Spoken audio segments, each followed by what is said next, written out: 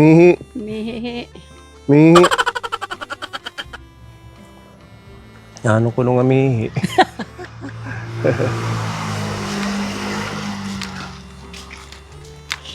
Hello, tita. Good afternoon. Nagtrabaho kasi kami doon sa barangay. Anong trabaho? Yung ginagawang seol, yung bito doon. Yung Seol? seawall. Ah. Kasi kinikinis ang mga paligid Hmm. na malayo ang hindi titirahan ng mga bakterya. Anong trabaho mo doon? Taga Still brush ng mga lumot. Ilang Kasi araw? pipinising 9 days. At least may work ka ng 9 days. Kaya pala nagpunta kami dito ng isang araw, walang tao. Palagi akong sarado. So ngayon tapos na ang trabaho niyo. Oo, tapos na. Kaya sabi ko magre-relax naman ako. Pahinga ka muna ngayon. At saka tapos naman ang trabaho doon. Iba na naman. Sideline Baka na. pupunta naman ako sa Brungan. Oo, kasi next magpipiesta na. Iba may nililinisan kang bahay doon. Mga next time. Ito kaya kukunin ko yung... Sige. Naglilinis siya kaso medyo masama yung pakiramdam. Nagkatrangkaso daw siya. Kaya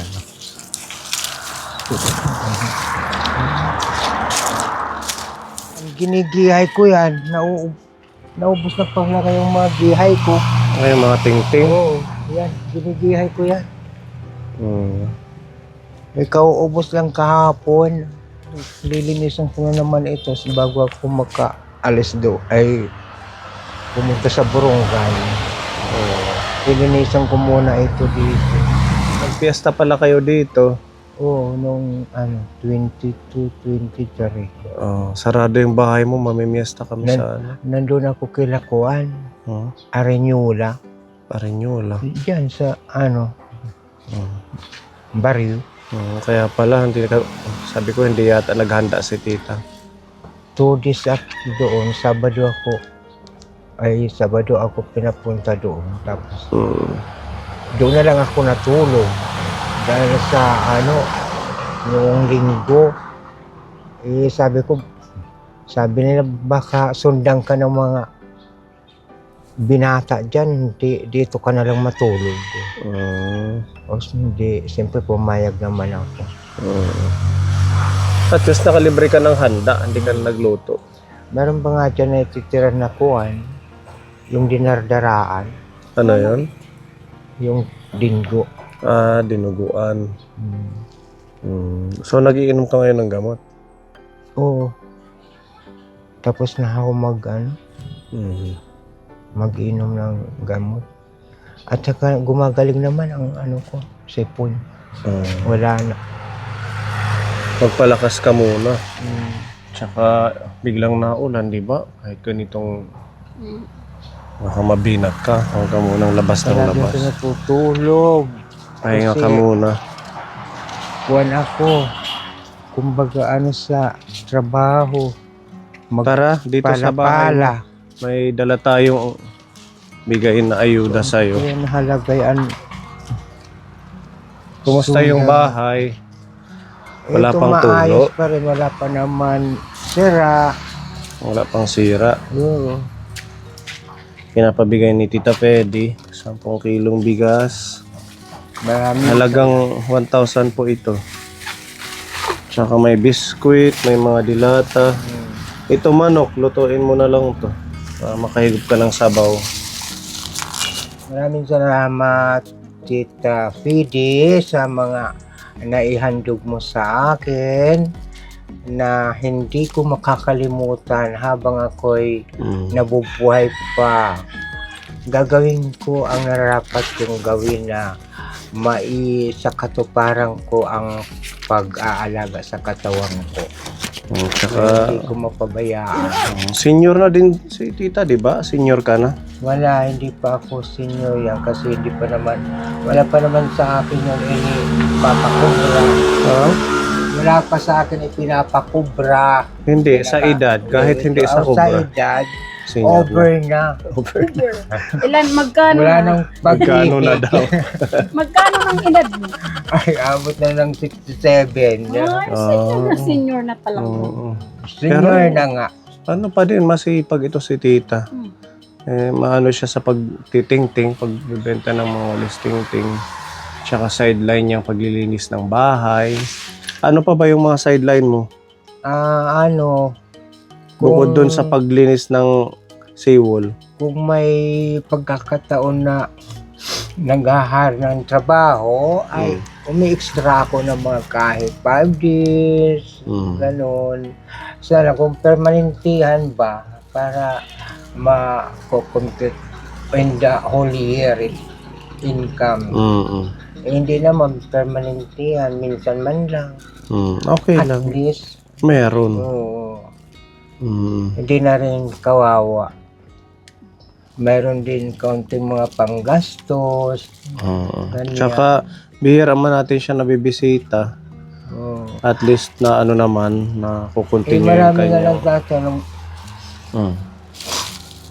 pumupunta pa ba yung mga vlogger? Sabi ko, matagal na, saka lang naman yan sila pupunta rito kung may nag-i-sponsor. At saka kaya mo pa Wala. naman maghanap buhay. Kung Kaya. wala, talaga, matagal talaga sila. Tsaka madami rin tayong tinutulungan. Kaya ninespread natin yung blessing. Pumupunta rin sila sa mga iba-ibang lugar na may kung may tutulungan o mag-sponsor din sa kanila, doon din naman sila. At saka ang importante, nagawan ka ng bahay, wala ng tulo. Yun naman yung problema dati ni tita, yung bahay niya. Bukod dito, yung bahay niya talaga as in. Tapos Kung mapapanood nyo sa unang mga video natin. yung sabi ko, tapos naman ang kanilang dito, project, kaya sa iba na naman sila. Para lumawak yung mission. At saka hindi naman ako, sabi ko, naghihintay doon sa kanilang mga aabot sa akin dahil wala naman sila mga promise na ganito may ka sa amin. Kumbaga nakalaan ba na tutulong, wala. Basta at least na tapos yung mga Nakakabisita kami sa iyo. Diba? Ganun na lang ang sabihin mo. Siyempre, magtataka yung mga kapitbahay mo. Noong umpisa, lagi kami nandito dahil ginagawan ka namin itong bahay.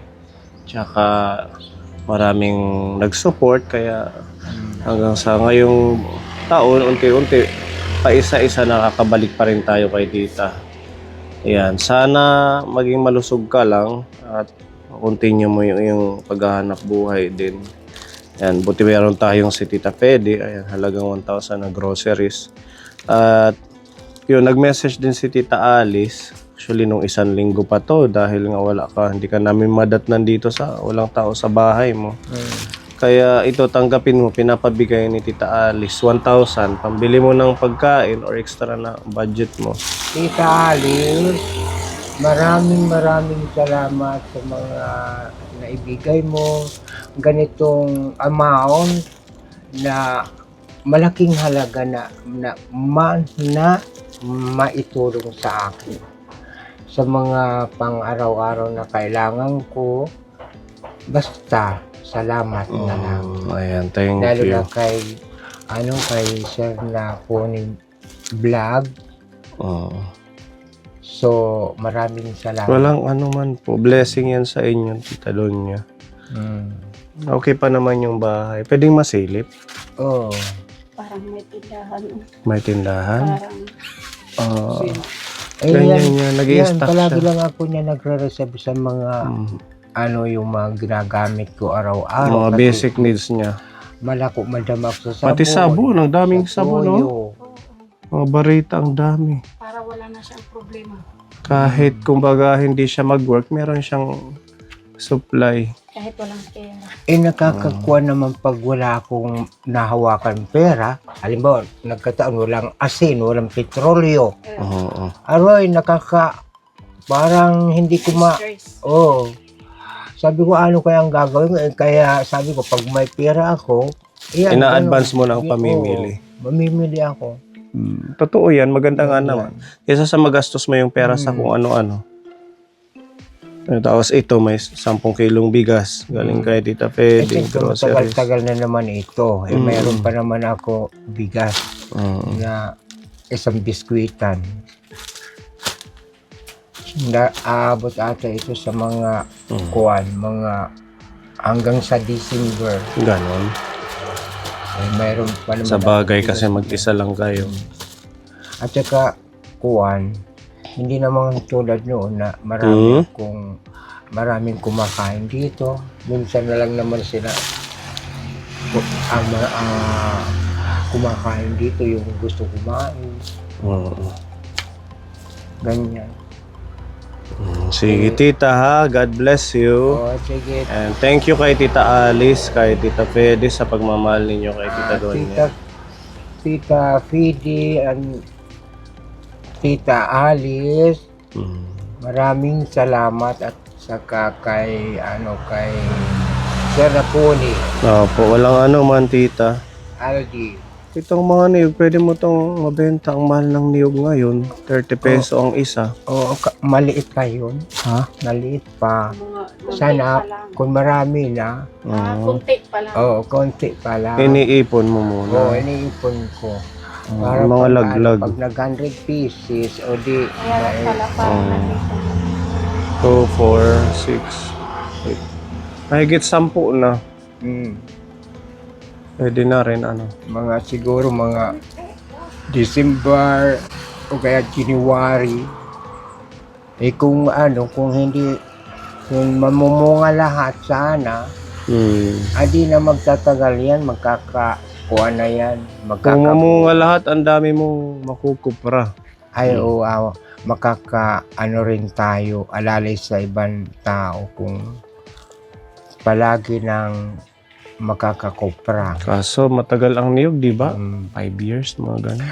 Minsan na mga magkukupra ka mga abot ng siguro mga 3 months o gadit. Sa isang taon, bali 2 beses ka lang makakapagkupra. Ganun pala, hindi pala yung Kung hindi madaming sana beses. nakukuha itira pag bubunga, kung namumuha sila lahat, ay masagana ang doon. kung tuloy-tuloy ang bunga niya.